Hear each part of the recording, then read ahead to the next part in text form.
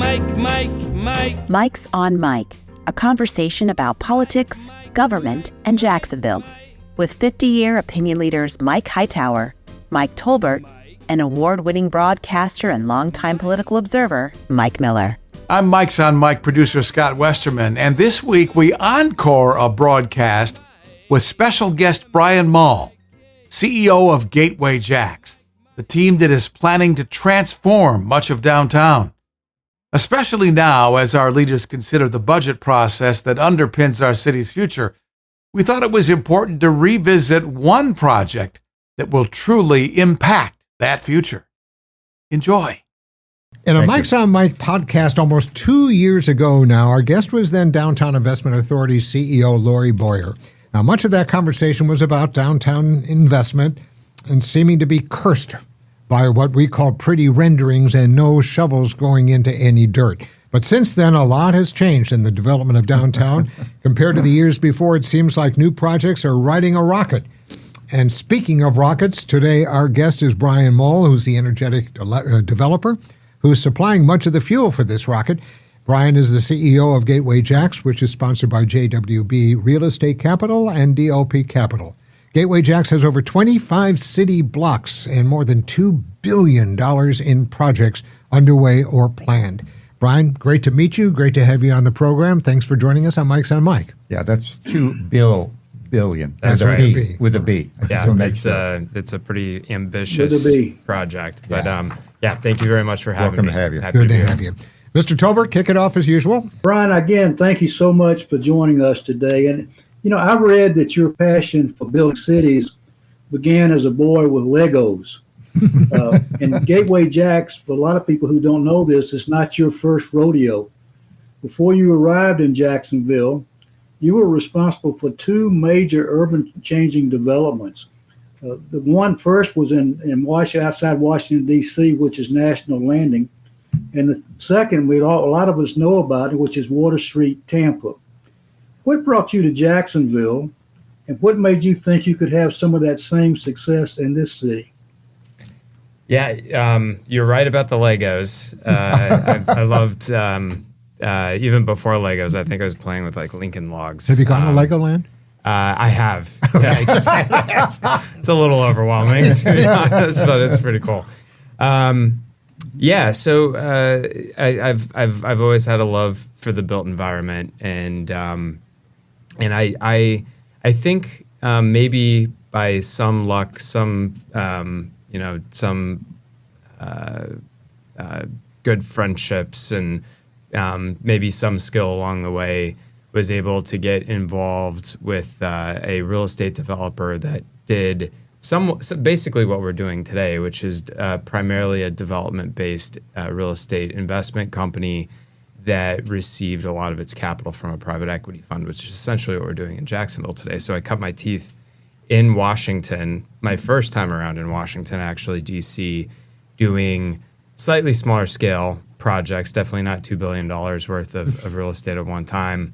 But 1, 2, 3 buildings that were all clustered together. And at the time in DC, this is well over 20 years ago now, the idea of kind of that large scale transformative project in areas where that didn't exist, that was all still relatively new in the world of real estate development.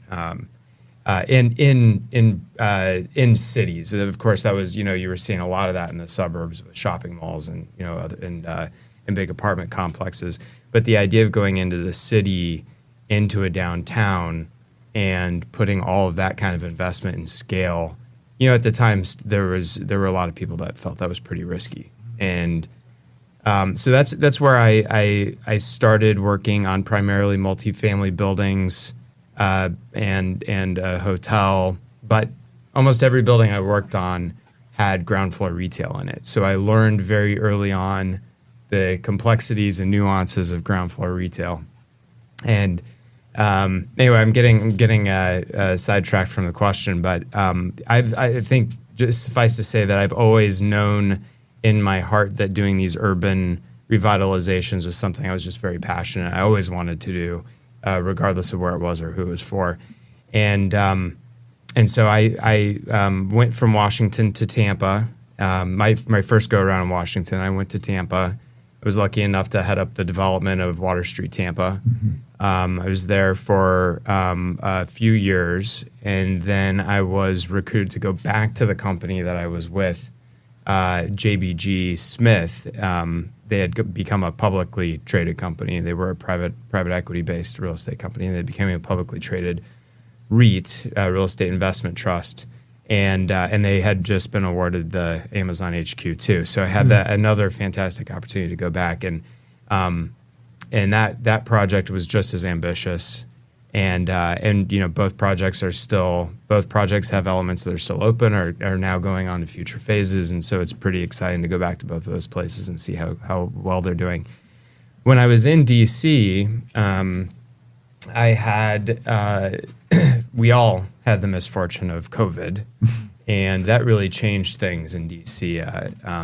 DC in particular was hit pretty hard because of COVID. It has a lot of government leased office space, and the company that I had worked for at the time had, through going public, had actually acquired a lot of Class B and Class C office space, and the development pipeline that we had started to cement had actually, the plan was really to use a lot of the cash flow from those office buildings to help pay for the development by raising money on the public markets. And once you start to see office buildings cash flow start to dry up, or at least the prospect of it, that has implications for the stock price and so on and so forth. So I got connected to Alex Sifakis at JWB in 2021. It's actually, I was just thinking the other day, it's been almost 4 years since I first talked with him. And I didn't, candidly, even though I had spent time in Tampa, I didn't really know anything about Jacksonville. I had driven through, I think on I-95, I had seen the skyline. And even I remember like everybody else, yeah, who comes from the Northeast. I do remember thinking when I drove by, like, that's a pretty impressive skyline. It's a pretty decent for a city I had really never visited. I thought that's pretty great. So I did remember the skyline, but Alex is, for those of you that know Alex, he's very persuasive, and he got me to visit. And honestly, it was after that visit I just felt like this city was on the cusp of something special. Its downtown especially was on the cusp of something special. You have all of the metro area economic and demographic tailwinds that are going for it. Great job growth, good educational system, good median incomes, some incomes that rival Tampa and Orlando for that matter. And although it's rising, still relatively speaking compared to other Florida cities, it's still relatively affordable. And so that, for me, and from having seen what happened in Tampa, that just seemed like the opportunity of a lifetime. It's like, okay, if I could rewind, 10 years ago in Tampa, wouldn't I take that project all over again? And knowing what I know now, especially, and I said, yeah, and I thought, well, I can do that. But in many ways, I think Jacksonville is primed for even more greatness in its downtown area. And I don't say that lightly. I love Tampa a lot, very near and dear to my heart. But I do think that Jacksonville has a lot of attributes that Tampa doesn't, including its proximity to the coast. I think it's a really big deal. Tampa's a little bit further away. From a lifestyle standpoint, that means a lot. It's on the I-95 corridor. It's on the East Coast. And the I-10 corridor. I-10 corridor. You got it. It's an hour and a half flight to DC. It's every major city on the East Coast. You have to add 30 minutes on a plane to get down. So anyway, long story short, I just saw this opportunity, and Alex finally convinced me to do it. And so 3 years ago, as of Monday, we started Gateway Jax together. In Tampa, Bryan, you worked with two progressive mayors. You worked with Mayor Bob Buckhorn, and you worked with Mayor Castor, Jane Castor. Here you're working with Mayor Donna Deegan. How would you compare the relationships and the political environment in working with these two within these two cities? First of all three of those mayors are fantastic. Mayor Buckhorn and his staff were, wanted to make sure that things were done right, but definitely facilitated the ability for us to do Water Street Tampa and worked with us and worked with our ownership to make that happen. And Mayor Buckhorn, former Mayor Buckhorn has, he's known for having really big, grand ideas and going out there and executing on them. And so he, and Mayor Castor has been fantastic for Tampa, and Tampa's just continued its rising trajectory. When I moved here, let me say it differently. When I first came to Jacksonville, and then for the first few months of Gateway Jax, former Mayor Lenny Curry was actually the mayor, and I had a fantastic experience with him when I was considering coming to Jacksonville. Actually, I remember I went into the mayor's office at City Hall, and and he came up to me and said, "I want you to know you're going to be welcome in Jacksonville. We are excited to have you in Jacksonville, and we're going to do what it takes to make sure that that we can help you all out and get downtown continuous trajectory upwards." And so that's where it started. And I thought, and I met Lori Boyer, former CEO of the DIA, also absolutely wonderful. Can't say enough great things about her. I started meeting all these people that were involved in either government, Mike, to your question, either in directly with the government, the administration, or ties to it, and city council members. And it's very rare, I think, that you and then I should say Mayor Deegan was elected, and she's just been a tremendous champion for downtown, as has almost all of city council. And it's very rare that you see people rowing in the same direction, especially in today's political environment. It's very rare that you start to see consensus among political parties and different divisions of government that are all kind of working to do the same thing. And we have that downtown. And it does remind me a lot of where we were in Tampa 10 years ago, and that there is a big political, there's political support to get things done. And we've got to take advantage of that right now. Yeah, I think that. I want to go back to Gateway Jax. You've talked about it. 25 square blocks of downtown, $2 billion. I want to get to the $2 billion. You have planned. It's going to be 30 acres when it's finished. 30 acres. That includes 5,000 multifamily units and over a half a million square feet of retail and office space. Pearl Square is the flagship of this development. Tell us about Pearl Square and what's inside those 30 acres, if you can kind of describe that to the listener. Yeah, absolutely. So it's actually 32 acres now. It's slightly more these days. But so Pearl Square is our first project. And when I say project, I should say it's really the first neighborhood that we're building in downtown. Now, you can get from the two furthest pieces of property that we own in 10 minutes by walking. So, this is all in a pretty tight area. So when I say a neighborhood or area of downtown, they're not very far apart. What we do in Pearl Square is going to positively impact, we think, other real estate that we own, as well as other neighborhoods in downtown. But yes, Pearl Square is our first large-scale development. It is up to 10 blocks now, and that will have over 1,250 multifamily units, probably well over that. Within those 10 blocks, we still have a couple of parcels that we're working on programming and figuring out exactly what we're going to do there.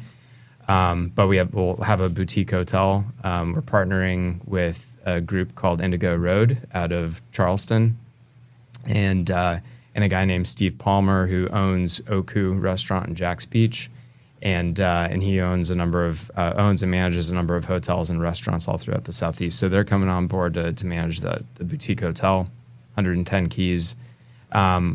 and then we've got 200,000 square feet of retail, and that is going to be made up of a grocery store, about 15 different shopping type of soft goods retailers. So that's everything from clothing to furniture stores, and then about 15 restaurants, and that's everything from a coffee shop to a white tablecloth restaurant, and that's all going to be within 4 blocks essentially from one end to the other. So this is going to really feel like a really walkable, dense neighborhood. Where is the development at this point in the stage of the process, and when do you see finish? On the east side, I'll go from east to west. So on the east side, Laura Street is the border for this first phase. Right. Laura Street obviously runs all the way down to Riverfront Plaza, former landing site.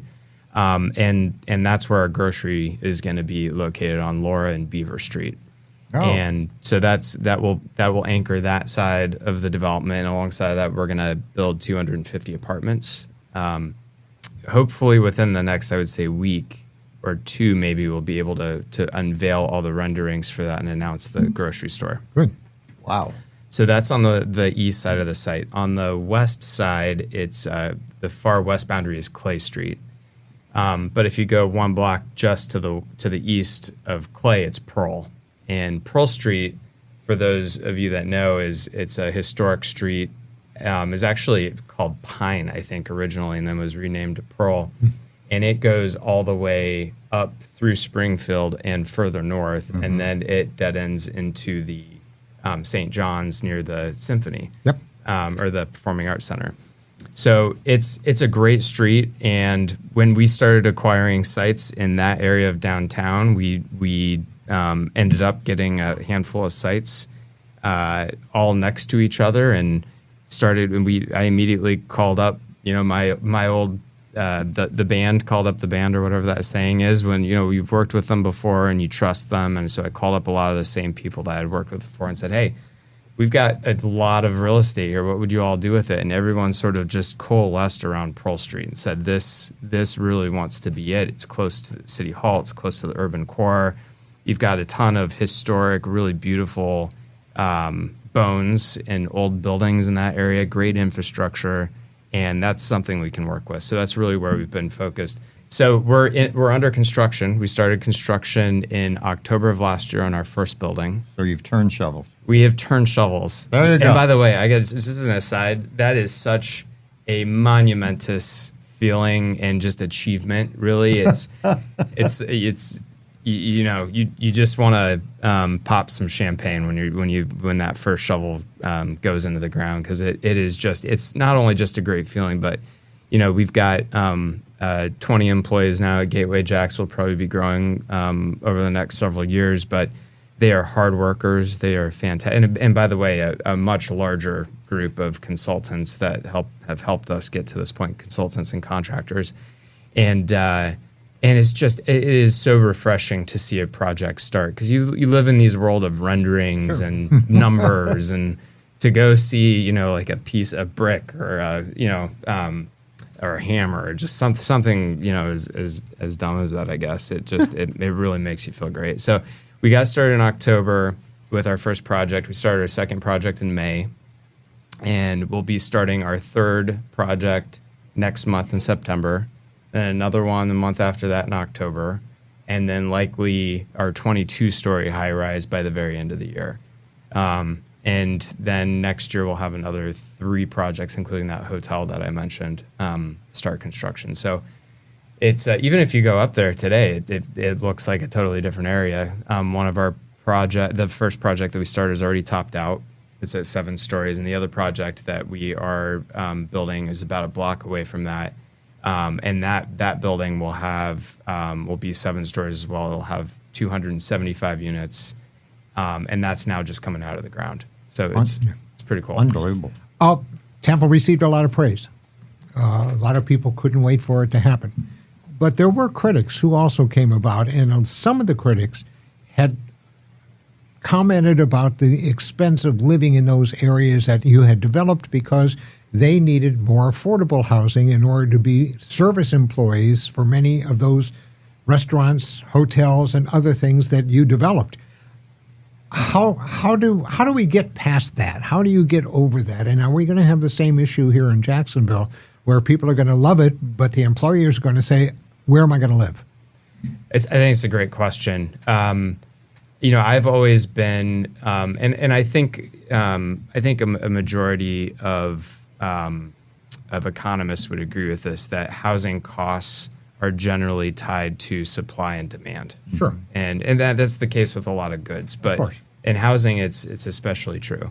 And the more housing we can build and the easier and the better we make it for people to build housing, the more that we can keep housing costs under check. I mean, the last time I looked, the United States is somewhere between 7 and 9 million housing units undersupplied. Mm. And that has, and by the way, in part because of interest rates and the capital markets, it's getting harder to build more units. So that gap is only growing right now, which is just going to put, from a national standpoint, more strain on housing costs, unfortunately, in my opinion. So there were a number of things that were happening in Tampa, including COVID, and a very large amount of people moving into Tampa during that period of time. And frankly, there wasn't enough supply to keep up with it. And so you did see rents in Jacksonville go up during COVID. I think everyone's well aware of that. For sale prices and rents on the multifamily side. But in Tampa, they went up even more. And a lot of that was just there were a lot more people moving there and not enough supply. And, in Jacksonville, we just have to be ready. I do think that Jacksonville will become much, I should say maybe not much, but will become more appealing to those people that are looking for places in Florida that are from out of state. The better the downtown, I think anyway, the more you're going to attract those people that are used to urban areas in other major cities. So I think what we need to try to do is continue to make it easier for people to build. And Jacksonville does a great job of that, by the way. The question I have is, when you were doing Tampa, let's just say that your price point was $110 a square foot. Yep. And you said, okay, that could be a livable, affordable place for people to live in 1 or 2 bedroom apartments, let's say. But when you got done, was it still at that price point, or did you find because of external forces that was no longer $110 a square foot, but now was up to $150 a square foot? Yeah, there's no question that on the revenue side of things, there were large increases. There's more so than we had underwritten. But if you recall, during that period of time, there were also large increases in costs. Yeah. So it ended up, I think, from an economic standpoint, that project ended up being did as well as we had hoped it would. But because costs essentially rose alongside of rents, it wasn't necessarily a grand slam, the way that some people might see it today, assuming when they see the rents. Okay. Yeah. COVID, though, just to go back, though, COVID changed the whole world. Oh, yeah. It did. I mean, not only we see what that a pandemic does. Yeah. Yeah. That's what a pandemic did. No one saw. I mean, you can't make this stuff up. I mean, we never dealt with something like that. No,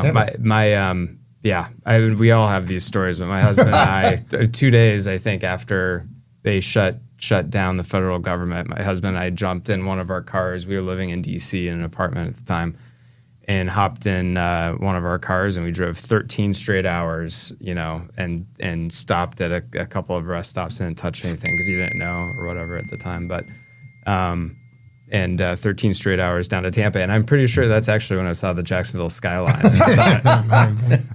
Mr. Tolbert, you got another question there, I know.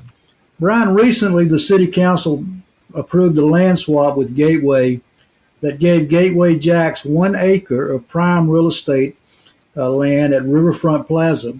And in exchange for that, Gateway Jax gave the city a building on Bay Street that it was then going to give to the University of Florida for its graduate school. In my mind, that seems like a win-win-win for everybody. I'm curious as to who had that idea, and from your perspective, why was it such a good deal for the city to do the swap? We had gone under contract on so Interline Brands became or I think grew out of HD Supply, which is a Home Depot logistics company. And Home Depot had owned that, and essentially Home Depot wanted to consolidate, or Interline wanted to consolidate their offices because they had, I think, 3 different offices within Jacksonville. And so they decided to leave, but they didn't want people to know that they didn't want to make a big deal of the fact that they were leaving downtown. And so they had approached us, and I don't know if they had approached others, but they had approached us and asked if we wanted to buy it. And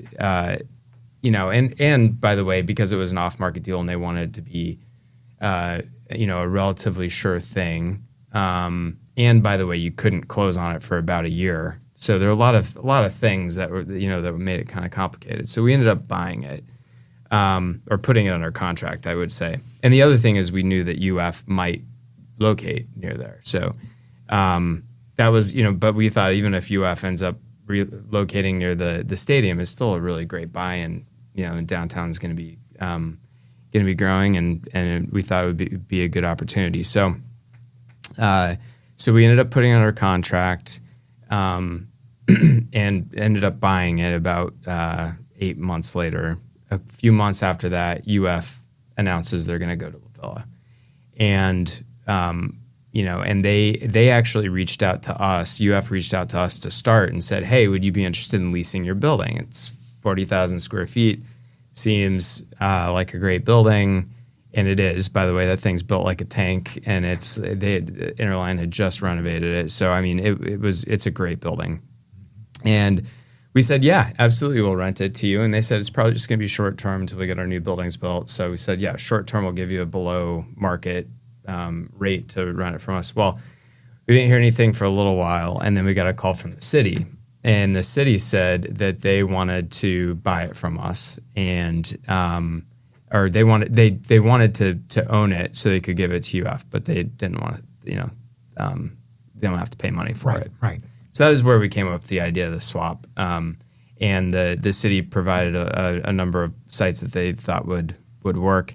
And, Riverfront Plaza has been, as an observer, someone new to Jacksonville, having something there, something unique and special, and activating the park is so important. Yes. And so, I candidly, I thought this is a great opportunity. I approached the DIA about that idea after they had, come up to us about the swap idea, and told them what our ideas were, and they loved it.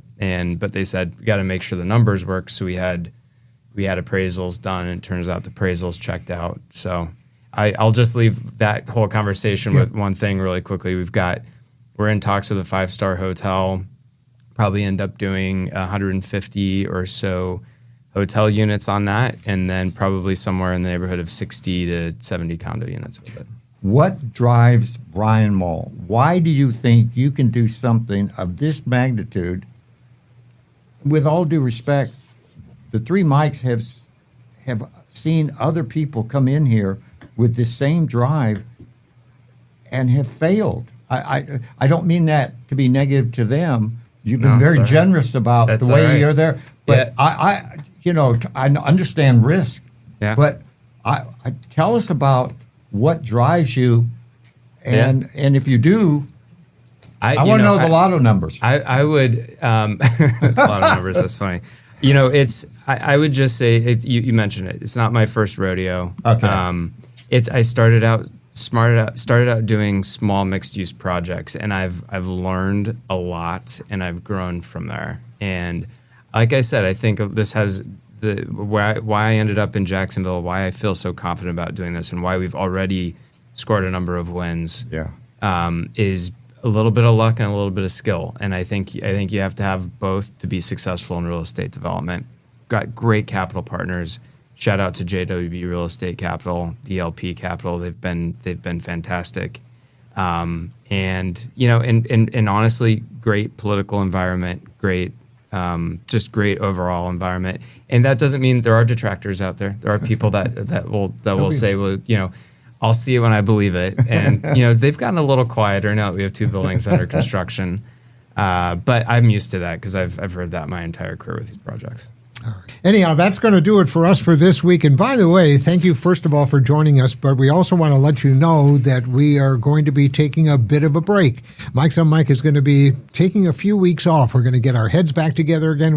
Now that we've just finished our 2nd year, we obviously are looking ahead to see what we want to do during year 3. We're getting close to the silly season, folks. That's what they call the political season. So we have to take a look at what we want to do with all of that. So in the next 3 weeks, you're going to see the best of Mike Miller, at least, and Mike Tolbert and Mike Hightower. Each of us are picking out one show that we've done in the last 2 years, and we're going to be bringing it back to you as a rerun. So we hope you'll. So it's not the best of us; it's going to be the best show. We couldn't find the best of us. Well, I was going to say there isn't one of that. So let's be clear. I don't want anybody to drop off. We're hoping for that in year 3. They don't have Brian. To be mutually exclusive. I guess not. Thank you, Brian, for being with us. Best of luck in what you're doing, and thank you for coming to Jacksonville. And thanks for what you're doing. Thank you. That's going to do it for us. Again, we'll see you in about 3 weeks. And for all of us, as well as our friends at the Jacksonville History Center, thanks for joining us, and take care, everybody. Hi, I'm Scott Westerman, and I produce Mike's on Mike,